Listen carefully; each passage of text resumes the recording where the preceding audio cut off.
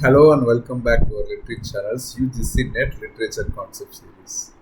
I'm Kanan Prasad and today we are exploring another essential concept in poetic devices and forms cluster that has appeared in previous UGC NET exams. Today's concept is ballad. This concept appeared in January 2017 examination. It falls under our poetic devices and forms cluster. Let's examine the phrase ballad. The term derives from the Latin ballare, meaning to dance, reflecting its origin as a song meant to accompany dancing. The ballad is one of the oldest poetic forms emerging in the European oral tradition of the late medieval period, that is 12th to 15th centuries. It flourished as a popular form through the Renaissance and experienced significant revival during the Romantic era, when literary ballads became a favored form for poets seeking to reconnect with folk traditions. Traditional or folk ballads existed in oral culture for centuries before being recorded in collections like the 17th century Percy's Relics of Ancient English Poetry. The literary or art ballads, conscious imitation of folk ballads by sophisticated poets, emerged prominently in the late 18th century with Gottfried Berger's Lenore, published in the year 1773, and was mastered by Romantic poets like Wordsworth, Coleridge, and Keats in works such as Lyrical Ballads and La Belle Dame sans Merci.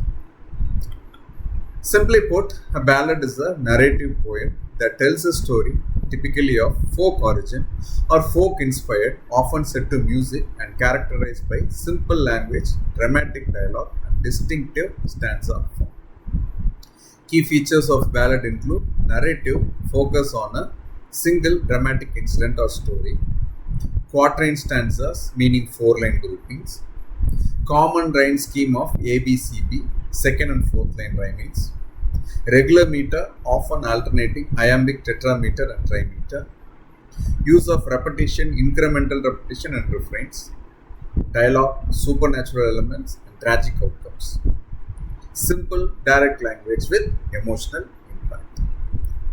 For UGC NET, remember that John Keats's La Belle Dame sans Merci exemplifies the literary ballad tradition with its medieval setting, supernatural elements, and quatrain structure as referenced in the January examination. Let's explore how the ballad form has evolved across periods. Traditional folk ballads like Barbara Allen and Lord Randall exemplify the anonymously composed narrative songs that circulated orally before being collected and printed. Lord Randall demonstrates typical ballad dialogue.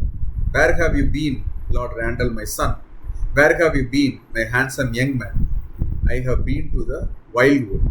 Mother, make my bed soon, for I am weary with hunting and fain would lie down. Samuel Taylor Coleridge's The Rime of the Ancient Mariner adopts the ballad form for romantic purposes, maintaining quatrain stanzas and supernatural elements while expanding the narrative scope. Water, water everywhere, and all the boats did shrink. Water, water everywhere, nor any drop to drink. John Keats's La Belle Dame sans Merci condenses the ballad form into perfect quatrains with a haunting tale of seduction and abandonment. I met a lady in the meads, full beautiful, a fairie's child. Her hair was long, her foot was light, and her eyes were wild. The poem exemplifies the literary ballad's fusion of medieval themes with romantic sensibility. Alfred Lord Tennyson's The Lady of Shalott expands the ballad form with longer stanzas while maintaining its narrative focus and folk-like qualities. On either side the river lie long fields of bare barley and of rye that clothe the wold and meet the sky, and through the field the road runs by, to many toward Camelot. Oscar Wilde's The Ballad of Reading Gaol demonstrates the form's evolution into social commentary. He did not wear his scarlet coat, for blood and wine are red, and blood and wine were on his hands when they found him with the dead. Poets like Carroll and Duffy reimagined the ballad tradition in works like Salome, using the form's directness to explore feminist perspectives. I had done before, and doubtless I'll do it again, sooner or later. Woke up with the head on the pillow beside me. Whose? Now, let's test your understanding with a quick quiz. Which of these best characterizes the traditional ballad form? Option A, a free verse narrative poem focusing on personal emotional experiences. Option B, a quatrain based narrative poem with alternating meter and simple rhyme scheme. Take a moment to think about it. You can pause the video if you want, and the answer is B. The traditional ballad form features quatrain based stanzas with a narrative focus, typically employing alternating meter and a simple rhyme scheme.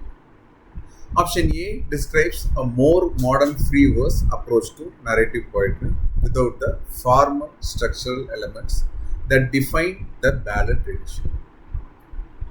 Remember, a ballad is a narrative poem typically arranged in quatrains with a simple rhyme scheme, exemplified by Keats's La Belle Dame Sans Mercy, with its supernatural story and folk-like qualities.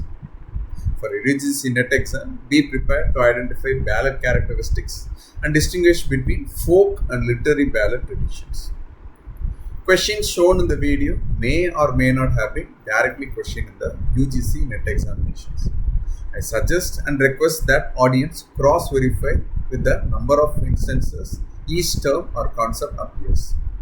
If there is an error, please check the description box for corrections.